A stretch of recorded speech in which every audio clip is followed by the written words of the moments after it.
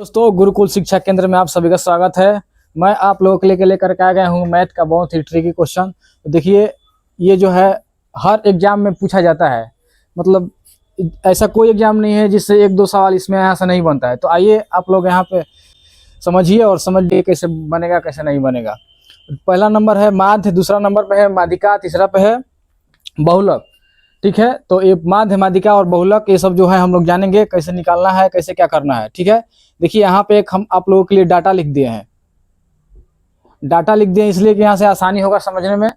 ठीक है, तो यहाँ पे एक डाटा हो गया। तो सबसे पहले हम लोग माध्य को देखते हैं, माध्य कैसे निकालेंगे। ठीक है, तो माध्य के लिए क्या होता है, माध्य बराबर पहला नंबर देखिए, माध्य बराबर क्या होता है, कुल संख्याओं का योग बटा कुल संख्या। तो यहाँ से सभी संख्याओं को जोड़ करके और जितना संख्या हो वहां पे लिख देंगे, कुल योग बटा कुल संख्या। ठीक है, तो यहाँ से कुल संख्याओं को जोड़ लेंगे। 10 10 20 10 30 30 40 50 50 हो गया, 10 60 हो गया, 60 है, 20 80 80 20 कितना हो गया, 100।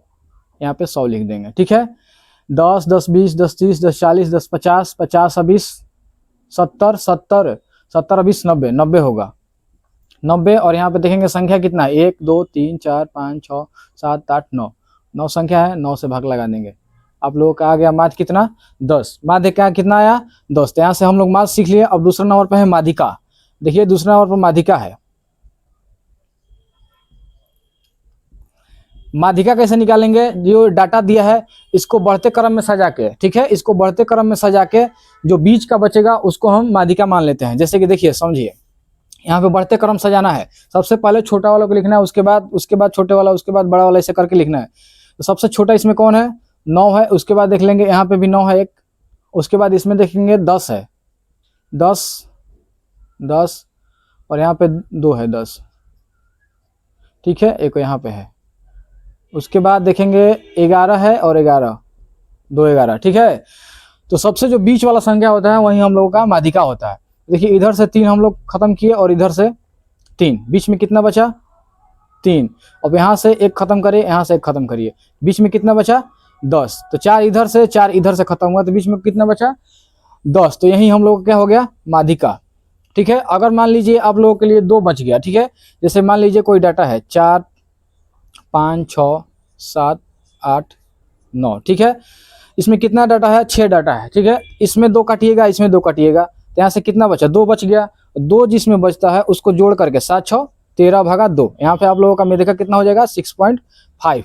2 जहाँ बचेगा इसको ऐड करके 2 से भाग लगा देना है, औसत निकाल देना है। ठीक है, और जहाँ पे 5 रहेगा, जैसे कि 1 2 3 4 5, यहाँ से 2 काट दी, यहाँ से 2 काट दी, ये जो बीच वाला हो गया क्या हो गया, माध्यिका। तो ठीक है, आशा करता हूँ आप लोगों को माध्यिका समझ में आ गया होगा। तो चलिए आगे चलते हैं, बहुलक समझते हैं। ठीक है, 3 नंबर में क्या है, बहुलक। बहुलक, बहुलक कैसे निकालते हैं, बहुलक वो होता है दी गई डाटा में जो दी गई संख्या है, जो दी गई डाटा है उसमें देखेंगे सबसे अधिकतर बार कौन सी संख्या आई है। ठीक है, सबसे अधिकतर बार कौन सी संख्या दोहराई गई है। तो यहाँ पे देखिए जो डाटा दिया गया है इसमें अधिकतर बार कौन सी संख्या दोहराई गई है। तो आप लोग ऐसे देख करके बता सकते हैं, इसमें सबसे ज्यादा 10 है। तो यहाँ पे बहुलक आप लोग कितना हो गया, 10। तो माध्यिका हो गया 10 आप लोगों का, और माध्य हो गया 10, बहुलक हो गया कितना, 10।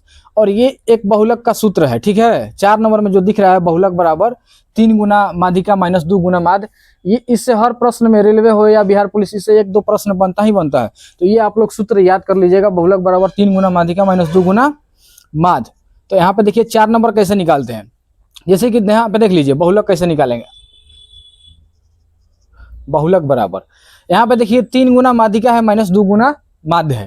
तो माध्यिका हम लोग निकाले हैं, माध्यिका कितना आया हम लोग का, 10। माध्यिका कितना आया था, 10 आया था, 10। माध्यिका कितना आया था, 10। ठीक है, और यहाँ पे माध्य कितना हम लोग का आया है, 10। तो यहाँ पे देखिए 3 गुना माध्यिका करना है, 3 गुना माध्यिका, माध्यिका कितना है 10 माइनस 2 गुना माध्य करना है, 2 गुना माध्य, माध्य कितना है 10, 10 दूना 20, 10 30 में से 20 घटी कितना है जी, 10। बुझाइल, बहुलक बराबर कितना हो गई, 3 गुना माध्यिका माइनस 2 गुना माध्य, 2 गुना माध्य, यानी कि हो गई 10 30 और 10 दूनी 20, 30 में से 20 घटाल 10। ठीक बा, यहाँ से तार लोग बहुलक समझ में आयल हुई। तो आगे देखो कब अब परिसर क्या है, परिसर, रेंज कैसे निकालते हैं, रेंज तो ये मिटा देता हूँ, आप लोग को उतारना होगा तो इस वीडियो रोक करके उतार सकते हैं, ठीक है। आगे देखिए, आप लोगों को निकालना है क्या, परिसर। परिसर किसे कहते हैं, रेंज। 5 नंबर में क्या है, परिसर।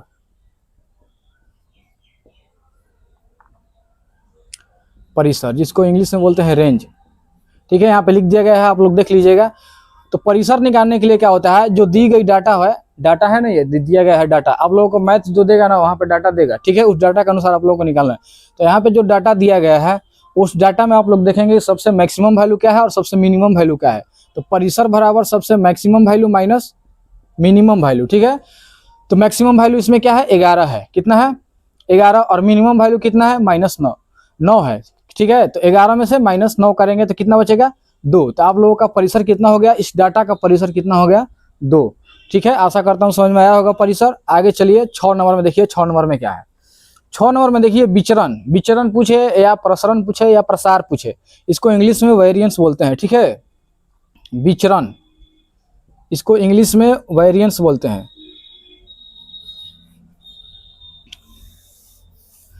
विचरण कैसे निकालना है, ठीक है। विचरण निकालने के लिए सबसे पहले आपको यहाँ पे देखिए, विचरण निकालने के लिए सबसे पहले यहाँ पे आपको माध्य निकालना पड़ेगा। क्या निकालना पड़ेगा, माध्य। तो यहाँ पे हम लोग निकाल दिए थे पहले नंबर, पिछले जो बताया था आपको माध्य बराबर कितना आ गया था। तो सबसे पहले हम यहाँ पे लिख देंगे माध्य। माध्य निकाल के आप लोग रख लीजिएगा। माध्य कितना होगा इसका, 10 आया था। माध्य कितना आया था, 10। इसको समझना है, ठीक है, इसको ध्यान से समझिएगा। माध्य कितना हम लोग निकाले थे, 10। अब यहाँ से जो डाटा है, ठीक है, यहाँ से जो डाटा दिया गया है उन सब में से इसको माइनस कर करके माध्य को माइनस करेंगे और जितना आएगा उसका स्क्वायर करके यहाँ पे लिखेंगे। तो 10 में से 10 घटेगा, कितना बचेगा, 0। 0 का स्क्वायर कितना होगा, 0, ठीक है। 10 में से 10 घटेगा, कितना बचेगा, 0। 0 का स्क्वायर करेंगे, 0। 10 में से 9 घटेगा, कितना बचेगा, 1। 1 का स्क्वायर करेंगे, 1, ठीक है। 10 में से 10 घटेगा, कितना बचेगा, 0। 0 का स्क्वायर, 0। 10 में से 10 घटेगा, 0। 0 का स्क्वायर करेंगे, 0।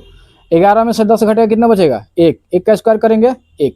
10 में से 10 घटेगा, 0। 0 का स्क्वायर करेंगे तो कितना होगा, 0। और आगे बाद देखिए, 10 में से 11 घटेगा, कितना बचेगा, 1। 1 का स्क्वायर करेंगे, 1। 10 में से 9 घटेगा, कितना बचेगा, 1। 1 का स्क्वायर करेंगे, 1। अब यहाँ पे ये लिख दिए, समझ में आया होगा। माध्य निकाल करके सब घटा करके जितना बचेगा उसके स्क्वायर करके ऐड करते जाना है।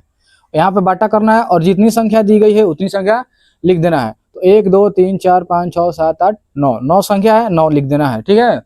यहाँ पे जोड़ेंगे 1 2 3 और 1 4, कितना आया, 4/9।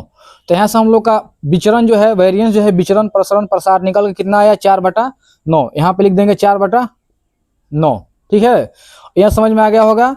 नहीं समझ में आ गया होगा तब बताइएगा कमेंट करके, फिर से बता देंगे, ठीक है। आगे देखिए 7 नंबर में। 7 नंबर में क्या है, 7 नंबर में क्या दिया है, मानक विचलन, जिसे क्या बोलते हैं, स्टैंडर्ड डिविएशन, ठीक है। मानक विचलन 7 नंबर में देखिए, मानक विचलन, ठीक है। इसको शॉर्टकट में एसडी बोलते हैं, स्टैंडर्ड डिविएशन, ठीक है, एसडी बोलते हैं, एसडी। तो यहाँ पे देखिए एसडी निकालने के लिए क्या करते हैं हम लोग, ये जो प्रसरण आया है, प्रसरण जिसको बोलते हैं, प्रसरण विचरण प्रसार, ये एक ही चीज है, ठीक है। इसको कैसे निकालते हैं, सबसे पहले मानक विचलन जो है हमेशा पॉजिटिव में रहता है, ठीक है, नेगेटिव नहीं लेना है।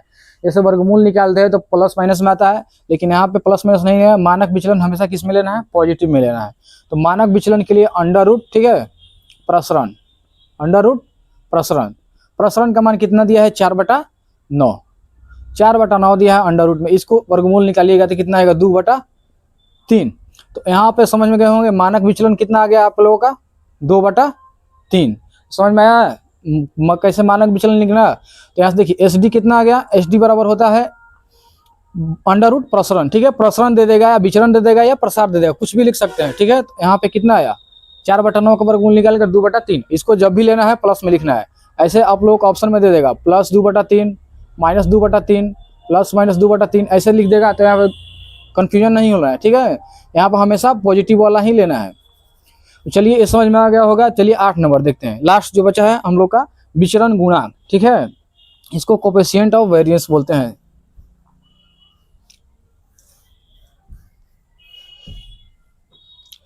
सात 8 नंबर लास्ट बचा है हम लोग का, 8 नंबर, जिसको बोलते हैं विचरण गुणांक, ठीक है। विचरण गुणांक, कोफिशिएंट ऑफ वेरिएंस। तो इसको निकालने के लिए क्या करना पड़ता है, यहाँ पे देखिए समझना है, विचरण गुणांक कैसे निकालेंगे, ठीक है। माध्य तो निकाल दिए थे, माध्य कितना आया था 10, प्रसरण निकाल दिए, प्रसरण कितना आया 2/3। यहीं पे देखना है, इसको निकलना है विचरण गुणांक बराबर ये जो एस डी दिया, एस डी लिख देते हैं शॉर्टकट में, ठीक है, एस डी गुना 100/माध्य, ठीक है, एस डी गुना 100/माध्य। एस डी से मतलब क्या हो गया, ये जो आप निकाले हैं स्टैंडर्ड डिविएशन, मानक विचलन, वहीं यहाँ पे मान रख देना है और माध्य जितना आया था माध्य रख देना है।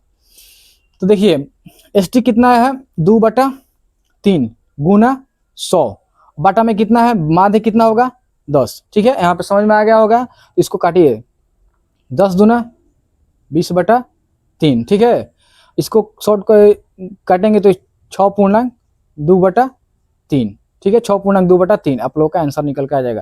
तो विचरण गुणांक कितना है 6.2/3। यहाँ पे उम्मीद करता हूँ समझ में आया होगा।